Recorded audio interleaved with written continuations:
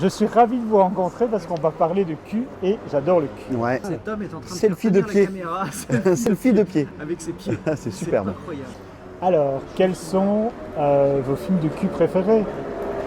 Alors, ah oulala, on commence très fort. Ah oui, alors on commence C'est directement, déjà à la recherche de l'ultrasexe. Hein, Oui.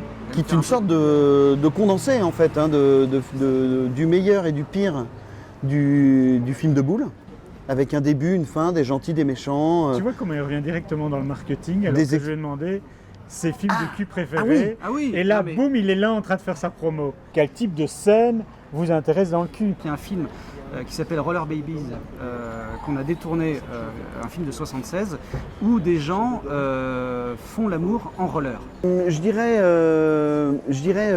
Beast in Space, qui est un film italien très étonnant, qui est une grande aventure spatiale, avec des vaisseaux, des conquêtes de planètes inconnues, des enquêtes, et tout d'un coup, alors qu'on ne s'y attend pas du tout, le héros, au bout d'1h15 de film et d'exploration et de bataille laser, etc., au bout d'1h15, le héros, moustachu, sublime, se fait sucer en cinémascope, en très très gros plan.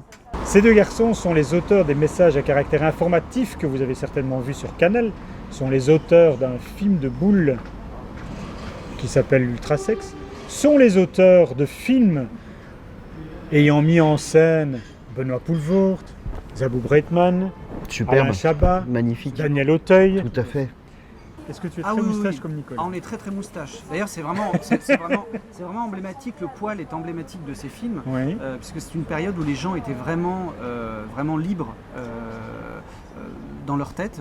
Ces films développent une folie créatrice absolument incroyable, y compris au niveau de la représentation du sexe, où rien n'était calculé, où les membres étaient normaux, les corps lambda et poilus. Outre ces histoires un peu étranges de roller, il y a des robots. Absolument, il y a des robots qui ont des rapports dans ces films, notamment dans un film qui s'appelle Cinderella 2000, Oui. qui est donc une comédie musicale de science-fiction de cul, donc des années 70, où il y a un robot que nous avons appelé robot Daft Punk, avec Oui. un E. Et c'est ce robot-là dont on s'est fait Un costume. un costume. C'est là qu'on arrive à Austin. Oui, Austin, Texas. Exactement, Ouais. Austin Power.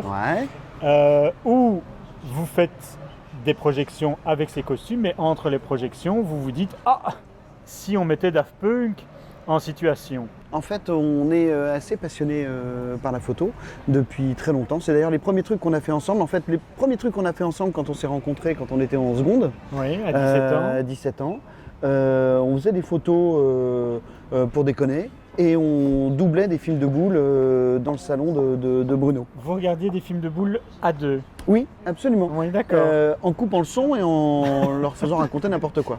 Comment est-ce que tu définirais le détournement? Alors, comment définir le détournement? C'est s'amuser à partir ailleurs, mais avec plein de gens. Oui, Parce que le détournement, c'est la connivence oui. avec le spectateur, qui connaît le matériel souvent que tu détournes et qui lui-même a souvent détourné des choses. Est-ce Ouais. que tu peux me Ouais. montrer comment se passe un baiser de cinéma ultrasexe? Ben, alors, il y a différents baisers dans l'ultrasex. Il y a notamment un baiser sublime Oui, dans un interlude oui, complètement irréel, avec une sorte de baiser avec langue sortie, oui. très long,